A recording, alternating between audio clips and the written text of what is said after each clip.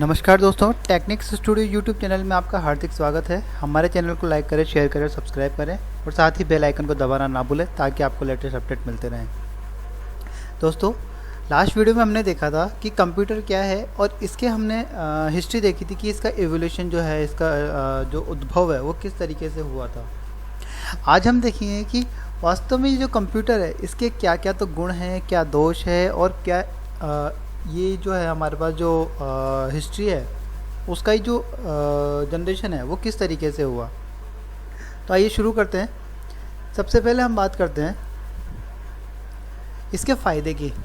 फ़ायदे हम सब जानते हैं कंप्यूटर के क्या क्या फ़ायदे हैं, बट एक बार फिर भी अपन इसको रिव्यू कर लेते हैं। सबसे पहला जो सबसे बड़ा फ़ायदा इसकी है तेज़ गति, यानी कि हाई स्पीड। आप जानते हो कंप्यूटर को जैसे हमने डेटा दिया वो तुरंत प्रोसेस करके हमको रिजल्ट दे देता है। मिली सेकेंड से भी कम टाइम ये हमारे किसी भी काम में लगाता है। कितनी भी बड़ी कैलकुलेशन हो फटाक से हमको ये रिप्लाई देता है, यानी कि इसकी स्पीड बहुत फास्ट है। दूसरा है काम की शुद्धता, यानी कि एक्यूरेसी। सभी जानते हैं जो भी काम कंप्यूटर करता है उसको हमको रिव्यू करने की ज़रूरत नहीं होती। मतलब ये मान लिया जाता है कि कंप्यूटर ने जो भी कैलकुलेशन की है वो सही है, बशर्ते हमने जो डेटा इनपुट दिया है वो सही हो। तीसरा, भंडारण क्षमता। इसके अंदर हम इतनी सारी मूवीज़, इतनी सारी वीडियोज, इतनी सारी डॉक्यूमेंट्स हम अपलोड कर सकते हैं, यानी कि इसकी जो स्टोरेज क्षमता है वो भी काफ़ी बड़ी है। परिश्रमी, डिलीजेंस। आप कितना भी काम करवा लो कभी भी थकता नहीं है कंप्यूटर। कभी आपने देखा है कि यार कंप्यूटर थक गया, भले ही उसको बहुत ज़्यादा लोड दे तो वो हैंग हो जाता है, लेकिन इसका मतलब ये नहीं है कि वो थक गया। काम तो वो फिर भी कर रहा है। इंसानों की तरह नहीं है कि एक बार वो थक गया तो थक के बैठ गया, बैठता कभी भी नहीं है, फिर भी वो काम करता रहेगा अगर उसके पास लोड ज़्यादा है तो भी। अगला, ऑटोमेशन, यानी कि स्वचालितता। अपने आप करता है सारा काम। ये थोड़ी कि अगर हमने 2+2 करना है तो पहले हमने 2 दे दिया, प्लस दे दिया, 2 दे दिया, इसके बाद ये थोड़ी कि आप अंदर कंप्यूटर के अंदर बैठ के हम इसको ऐड कर रहे हैं। कंप्यूटर ऑटोमेटिक करता है पूरा का पूरा काम। अगला, रिलायबल है, भरोसेमंद है। जो अभी अपन ने डिस्कस किया था इससे पहले कि एक बार अगर आपने कंप्यूटर से कोई आउटपुट लिया है तो हम ये मान के चलते हैं कि बिल्कुल करेक्ट है, दोबारा उसको रिव्यू करने की ज़रूरत नहीं होती। अगला है लागत में कमी, यानी कि रिडक्शन इन कॉस्ट। जब से आपने देखा है कि जब से कंप्यूटर आया है पेपर वर्क में कितनी कमी आ गई है। कोई भी काम करना है उसके लिए पहले कितने लोग रखते थे, अब 10 लोगों का काम अकेला कंप्यूटर कर लेता है। तो इससे क्या है, जो भी कॉस्ट है, जो भी लागत है उसके अंदर कमी आई है। अगला फ़ायदा है इसका कम्युनिकेशन। हम जानते हैं कि कंप्यूटर क्या करता है, एक कंप्यूटर से दूसरे कंप्यूटर तक ईजिली बातचीत कर लेता है और कोई भी डेटा अगर उसको मंगवाना है तो वो वहाँ से मंगवा सकता है। तो ये ऑटोमेटिक कम्युनिकेशन भी कर लेता है। ये इसके फ़ायदे थे। आगे बात करते हैं अब कंप्यूटर के क्या नुकसान है या इसके क्या डिसएडवांटेज है। सबसे पहली चीज़ तो इसके अंदर खुद का कोई दिमाग नहीं होता। जैसा हमने बोल दिया वैसा काम करेगा। अगर हम गलत काम करने के लिए बोलेंगे तो गलत काम करेगा। दूसरा, इसका जो ह्यूमन डिपेंडेंसी है वो काफ़ी ज़्यादा है, यानी कि पूरा का पूरा ये मानव पर निर्भर है। जैसा मानव बोलेगा वैसा ही करेगा। तीसरा, इसके लिए साफ़ सफाई की आवश्यकता बहुत ज़्यादा है। एनवायरनमेंट काफ़ी ज़्यादा साफ़ और कूल होना चाहिए। अगर आपने डस्ट ज़्यादा है एनवायरनमेंट के अंदर तो हो सकता है इसके कोई पार्ट जो है वो ख़राब हो जाए। कूलिंग अगर नहीं है, अगर ठंडा नहीं है तो हो सकता है इसके कोई पार्ट जल जाए। अब हम बात करते हैं कंप्यूटर की पीढ़ियाँ मतलब जैसे हम जानते हैं हमारे बड़े बुजुर्ग भी कहते रहते हैं कि हमारे ज़माने में ऐसा होता था, हमारे ज़माने में ऐसा होता था। तो ये जो ज़माना है यही वास्तव में एक पीढ़ी है।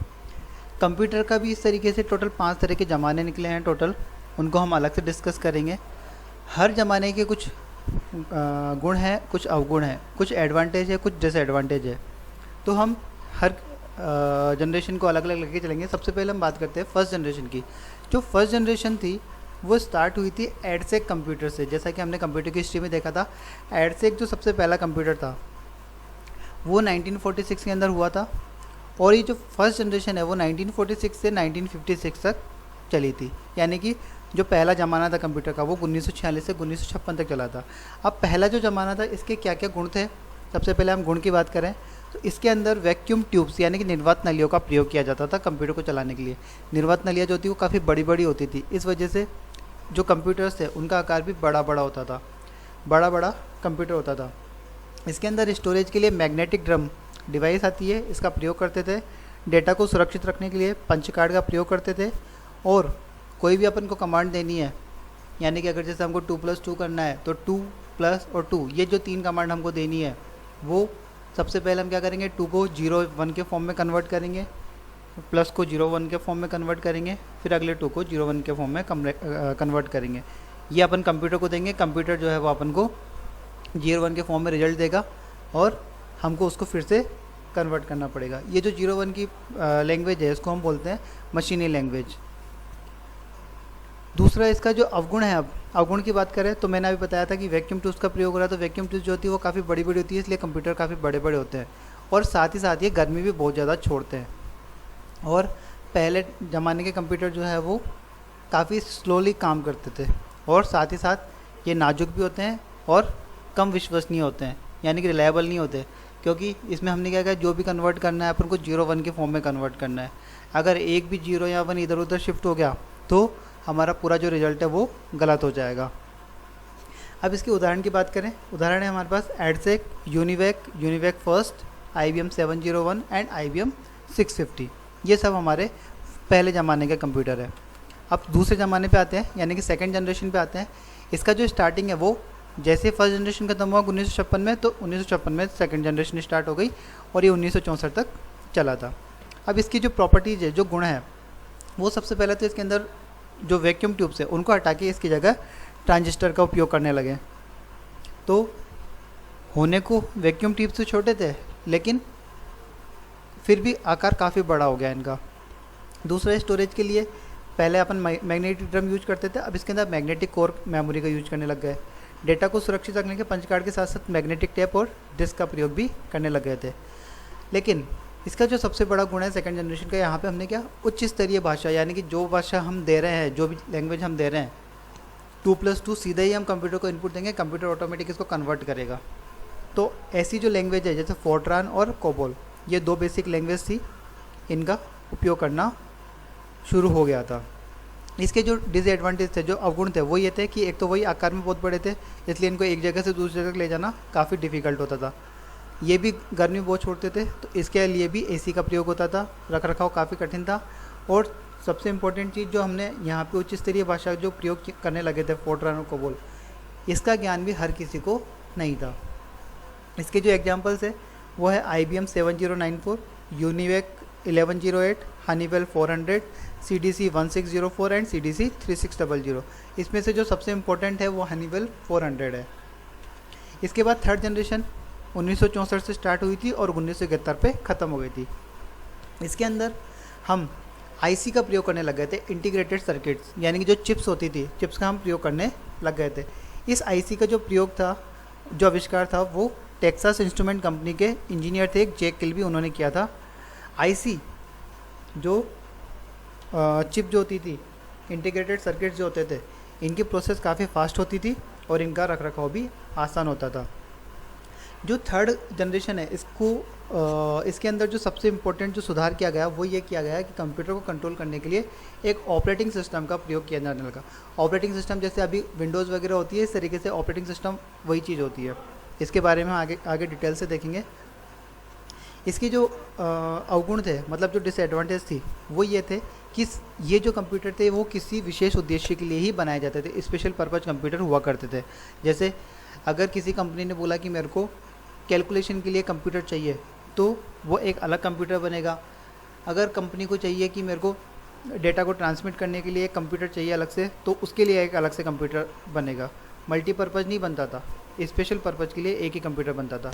साथ ही साथ इसकी जो सबसे बड़ा डिसएडवांटेज था वो ये था कि इसके अंदर IC का निर्माण एक जटिल तकनीक थी, यानी कि IC बनाना कोई छोटा मोटा खेल नहीं था। इसके जो एग्जांपल्स है वो है PDP 1, 5 एंड 8, ICL 203 एंड 1900 और यूनिवेक 1108। ये था हमारा थर्ड जनरेशन। इसके बाद फोर्थ जनरेशन जो थी वो 1971 से स्टार्ट हुआ और 1985 पे आया। अब आगे इसके अंदर जो हमने जो चेंजेज किए थे, सबसे पहले तो इसके अंदर IC को हटाया, IC की जगह पे हमने VLSIC यानी कि वेरी लार्ज स्केल इंटीग्रेशन, या जिसको हम माइक्रो प्रोसेसर भी बोलते हैं, उसका प्रयोग किया, जिससे इसका आकार बहुत छोटा हो गया।